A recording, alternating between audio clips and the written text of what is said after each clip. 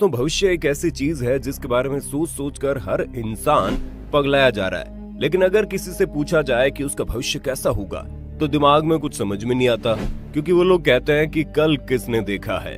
हाँ, भले ही हम इंसान अपने आने वाले कल के बारे में सोचकर अपना आज खराब करने में लगे रहते हैं, लेकिन कल एग्जैक्टली क्या होगा इसके बारे में किसी को भी पता नहीं, फिर चाहे वो आप हो या हम। लेकिन हाँ, एक चीज है जो हम आपको बता सकते हैं, आने वाले कल में दुनिया किस तरह की होगी।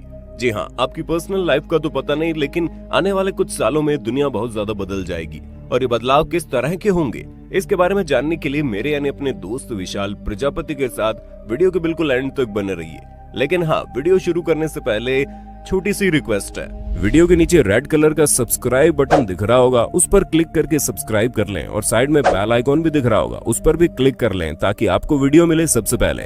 आइए दोस्तों, सबसे पहले बात करते हैं इंडियन स्पेस की, क्योंकि इसरो दिन दुगनी रात चौगुनी तेजी से कामयाब हो रहा है, जिस पर हम सभी को बहुत नाज है। फिर चाहे 104 सैटेलाइट्स को सिंगल रॉकेट में भेजकर दुनिया में एक नई मिसाल कायम करना हो या फिर पहली बार में मंगल ग्रह पर लैंड करना हो, इसरो ने बहुत ही कम बजट के साथ ये सभी चीजें मुमकिन की हैं, जो कर पाना आज तक किसी भी देश के बस की बात नहीं है।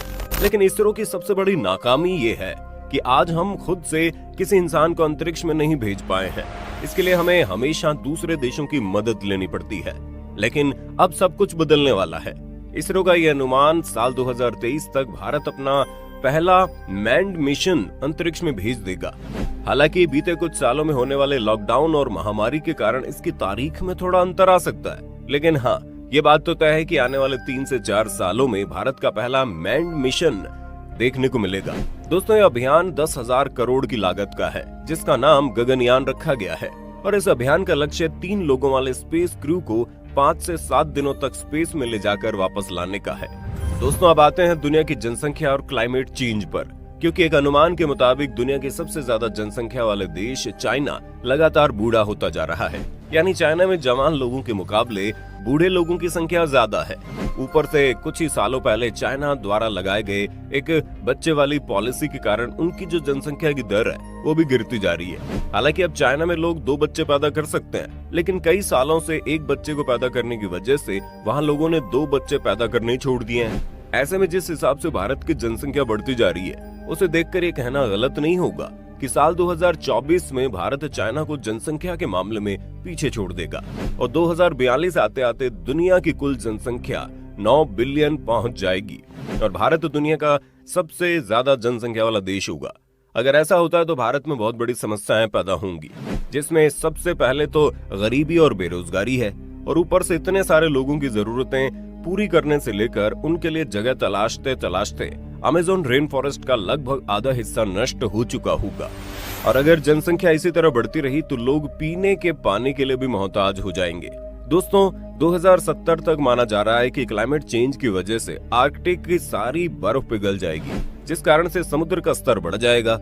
वैसे देखा जाए तो इस चीज में दुनिया का काफी नुकसान है, लेकिन निजी तौर पर चाइना का फायदा होगा। अगर ऐसा हो जाएगा तो चाइना के लिए यूरोप में व्यापार करने के लिए एक और समुद्री रास्ता खुल जाएगा। वैसे दोस्तों, अगर आने वाले साल में सबसे शक्तिशाली बंदे की बात की जाए तो वो कोई और नहीं बल्कि एलन मस्क होंगे। पूरी दुनिया इनके आइडिया पर चलेगी, यहाँ तक कि अपनी स्पेस एक्स कंपनी के जरिए साल 2024 में एलन मस्क मंगल ग्रह की तरफ ये अपना स्पेसक्राफ्ट भेजेंगे। इस स्पेसक्राफ्ट में ये लोगों की बजाय सबसे पहले कार्गो को मंगल ग्रह पर भेजेंगे और फिर अगर ये मिशन सक्सेसफुल हो जाता है तो आने वाले 10 सालों में इंसानी सभ्यता को मंगल ग्रह पर बसाने की पूरी तैयारी कर चुके होंगे।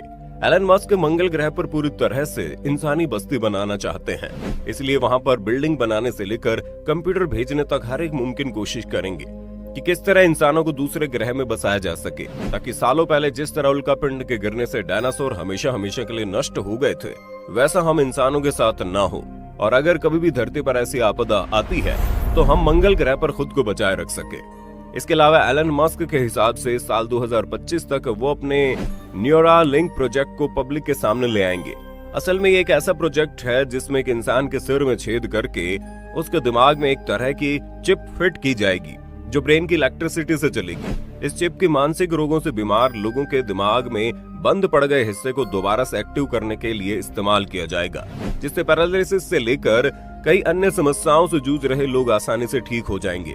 यहाँ तक एलन मस्क ये भी कहते हैं कि 2040 आते आते ये चिप इस तरह से काम करने लग जाएगी कि दो इंसान जिनके दिमाग में इस चिप को डाला गया है उन्हें आपस में बात करने के लिए बोलने तक की जरूरत नहीं पड़ेगी।